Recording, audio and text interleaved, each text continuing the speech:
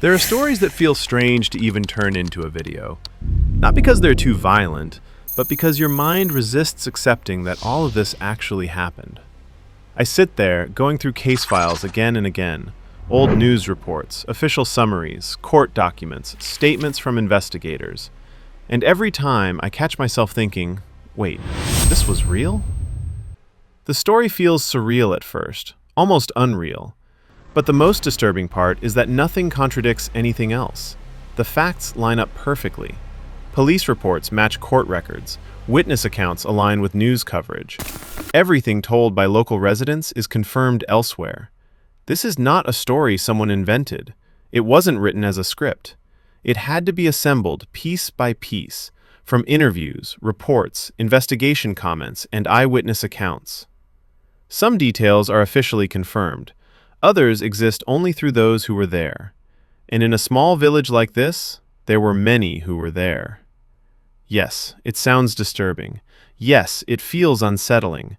But everything you are about to hear actually happened. And if you remove all the noise, rumors, and speculation, what remains is something very simple. A regular village, around 400 residents, and a young woman no one would ever suspect of becoming the center of two brutal crimes. Her name was Elena Povelaykina.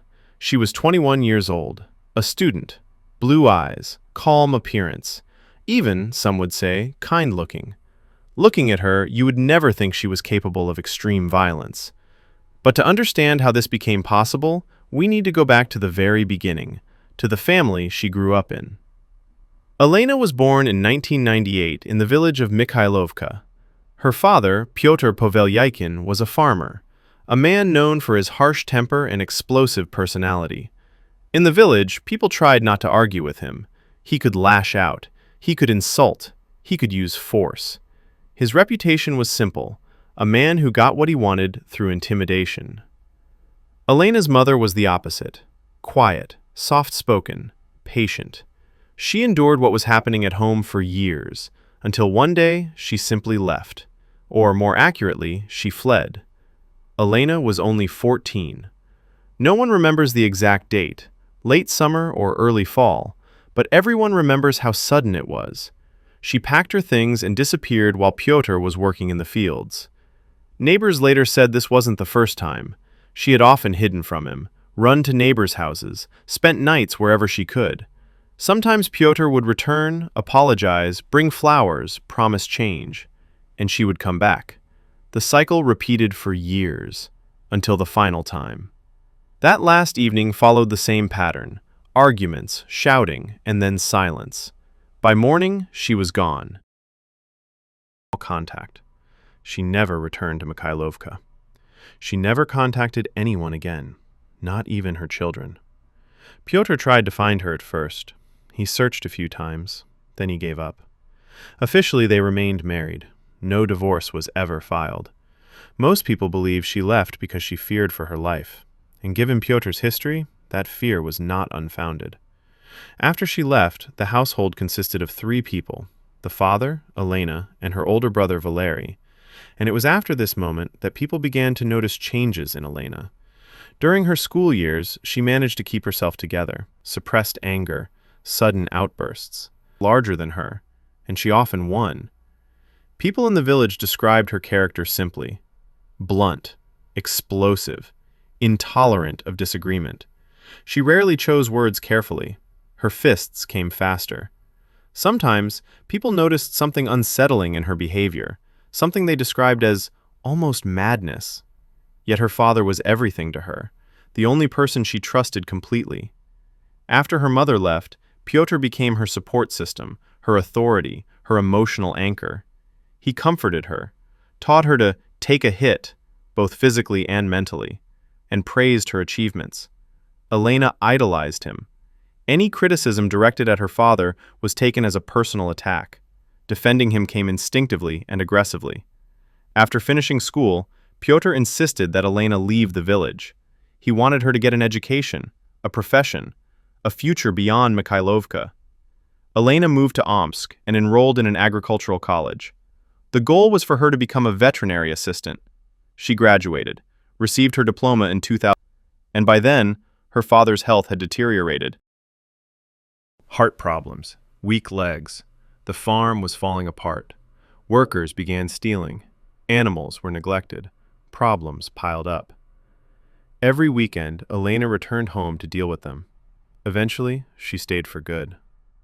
This is where locals later said her second personality fully emerged. On the farm, Elena was no longer just the owner's daughter. She became the authority. She supervised workers, enforced discipline, maintained order. And she did it in a way that grown men preferred not to argue with her. The rules were simple. If you worked poorly, you were punished. If you were late, punished. If you made mistakes, punished again. People recalled her pushing, grabbing, threatening, enough to end any resistance immediately. Soon, she earned a nickname in the village, the Overseer. It was meant ironically, but it fit too well. She looked small and fragile, but her strength surprised everyone. Years of boxing, years of farm labor. Some respected her efficiency, but respect always came mixed with fear. Even her father admitted she was rough, but insisted the farm finally had order. As Elena grew older, she began to resemble him more and more, not just physically, but internally. The same aggression, the same explosive temper, the same belief that force was justified. After graduating college, her life could have taken a different path. She had an education, she had a profession, but she never worked in that field. Instead, she returned fully to farm life. Work, alcohol, evenings with workers, heavy drinking. People noticed she became even more aggressive. Sometimes a single word or glance was enough to trigger an outburst. It felt like something inside her was constantly boiling. By the end of 2019, almost no one in the village saw her as an ordinary young woman anymore. She looked like a model student, but her real life didn't match that image at all. Everyone saw it, and everyone stayed silent, because they knew her. They knew her father, and they knew it was safer to keep their distance. The first crime. It was during this emotional low point that the first crime took place. August 19th, 2019. A regular summer evening in Mikhailovka.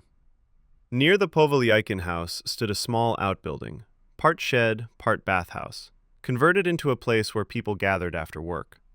This was normal for the farm. Workers stayed after their shifts. They drank, talked, complained about life, shared local news. Elena was there, as she almost always was. She rarely missed these evenings. The noise, the alcohol, the sense of control, the opportunity to assert herself. Among the guests was a man named Sergei Viktorov. He was 37 years old, married, 2 children. He worked as a shepherd on the same farm. He drank. He suffered from epilepsy. But no one considered him dangerous. Quite the opposite. People described him as quiet, calm, good-natured. Throughout the evening, something about Sergei irritated Elena.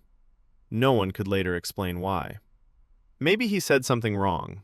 Maybe he laughed at the wrong moment. Maybe his presence alone annoyed her. By around 3 in the morning, the gathering began to break up. People left one by one. Everyone, except Sergei. He was extremely drunk and could not get up from the couch.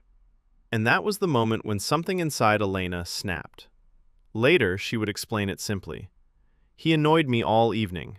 I got angry, and I let my hands do the talking. What followed was extreme violence. Blows to the head, to the body, to the face. Later medical reports would describe multiple broken ribs and severe internal injuries. At some point, Sergei lost consciousness, and even then, it did not stop. What happened next was meant to humiliate, intimidate, and dominate. Afterward, Elena took out her phone. She took photos. Photos that would later appear in small village group chats. Messages accompanied them. Warnings, mockery, laughing emojis. Only later did she realize that Sergei was no longer showing signs of life. She did not understand it immediately. But once she did, her behavior changed. She attempted to cover her tracks. She placed his body onto a garden cart, moved it roughly 200 meters away, left it near a footpath, positioned to look accidental. Then she returned and tried to clean the blood. Silence and the second death. Early the next morning, a local woman walking to work noticed a body near a tree. At first, people assumed a tragedy, an accident. Sergei had seizures before. He had fallen in the past. Alcohol was involved. Police were called quickly. Before any investigation began, most residents believed it was either a medical episode or alcohol-related. The autopsy proved otherwise. The official cause of death was internal bleeding caused by multiple traumatic injuries. Almost immediately, rumors spread through the village. Many understood what had happened because of the photos Elena had sent the night before. But no one went to the police. Rumors were one thing, fear was another. Fear of Elena, fear of her father, fear of the family that had intimidated the village for years. Police questioned residents. No one had seen anything. No one had heard anything. Even those who had been present remained silent. There were no witnesses, no complaints, no accusations. Had it ended there, the case likely would have been closed as an unfortunate accident, and Elena might have avoided responsibility. But 2 months later, everything changed. October 16, 2019. The same village, the same outbuilding, almost the same group of people. Alcohol, conversation, an ordinary evening. Among the guests was a man named Igor Kozlov. He was 31 years old, a visitor from Belarus. He had come to the region to earn some money. He repaired machinery on the farm and planned to leave once the work was done. Quiet, non-confrontational, unremarkable, simply in the wrong place at the wrong time. At some point, the conversation turned to Elena's father. Everyone in the village knew this was a dangerous topic, especially in her presence. But Igor, either unaware or careless, made a remark. Something mild, possibly a joke, possibly a criticism he didn't consider offensive. For Elena, it was a trigger. Witnesses later described her state with a single word: madness. Her expression changed. Her movements became sharp. She attacked Igor suddenly. No one had time to react. Investigation, trial, and sentence. Elena struck him repeatedly, with her hands, with her feet, with a chair. Investigators later counted dozens of blows. The attack lasted several minutes. What matters is this: there were people in the room. They saw everything. Some tried to stop her with words. No one intervened physically. They were afraid. When Elena finally stopped, Igor lay on the floor, alive but unconscious. No ambulance was called. Later, witnesses said everyone was drunk and assumed he would wake up. The guests left, some in shock, some in fear, some telling themselves they had seen nothing. Elena's father was home. He knew what had happened. He did nothing. Igor remained on the floor all night. He died the next day without regaining consciousness. Cause of death? A combination of head trauma and suffocation. This death became the breaking point. The fear that had controlled the village for years finally cracked. This was no longer a suspicious incident. It was a killing in front of witnesses. People understood the police would not ignore it this time. And they didn't. Investigators linked Igor's death to Sergei's earlier case. Witnesses were questioned again. This time, the pressure was stronger. Slowly, people began to talk. First, cautiously. Then, more openly. Several residents confirmed that Elena had attacked Igor. At the same time, investigators obtained the photos from the first incident. The story finally came together. On October 17, 2019, Elena was arrested at her home. She did not resist. She appeared calm, detached, as if it were merely an inconvenience. Her first interrogation lasted several hours. She confessed to both incidents, in detail. The next day, her position changed. Her father hired lawyers. Elena withdrew her confession and claimed self-defense and police pressure. But it was too late. There was forensic evidence, witness testimony, biological traces. Psychological evaluations found her fully sane. Alcohol was present, but it did not remove responsibility. The trial was closed to the public. Throughout the proceedings, Elena showed no emotion, no remorse, no anger. Her final words were brief. "I sympathize with the families of the victims, but I am not guilty." The court disagreed. She was sentenced to 13 years in a general regime prison.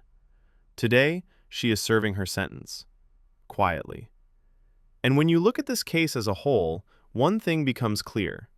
This was not a single moment of madness. It was a long path.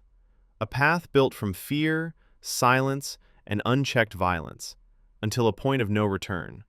That's the story. Why no one stopped it. When this case is discussed today, one question comes up again and again. How did this go on for so long? How did an entire village witness years of aggression, fear, and violence, and do nothing? The answer is uncomfortable, because it means admitting that this story is not only about one person, it is also about an environment. In Mikhailovka, fear was normal. It didn't appear overnight. It was built slowly, through years of intimidation, through silence, through learning that speaking up only made things worse. People knew Elena's father. They knew what he was capable of, and they saw how much she resembled him. So when Elena began acting the same way, no one was surprised. They adjusted. They avoided her. They stayed quiet. They convinced themselves that it wasn't their place to interfere. In small communities, this mindset becomes a survival strategy. You don't challenge power. You don't get involved in family matters. You don't report what everyone already knows. Because tomorrow, you still have to live next door. After the first death, many people suspected the truth. Some even knew it. But suspicion felt safer than certainty. As long as nothing was proven, they could tell themselves it was an accident, a tragedy, something unfortunate, but not criminal. The second death destroyed that illusion. It happened in front of witnesses. It was immediate, unavoidable, impossible to reinterpret. And that's when silence stopped protecting anyone. Only then did people realize that staying quiet had not kept them safe. It had allowed the violence to grow. This case shows how danger doesn't always arrive suddenly. Sometimes it is invited in slowly, normalized, ignored, explained away, until it reaches a point where no one can pretend anymore. Elena didn't become violent overnight. She was shaped by years of environment, family dynamics, and unchecked behavior. That does not excuse what she did, but it explains how it became possible. This was not a mystery waiting to be solved. It was a warning that went unheard. And when the warning finally became impossible to ignore, it was already too late. That's why this story is disturbing, not because it is rare, but because it is familiar. Thank you for listening.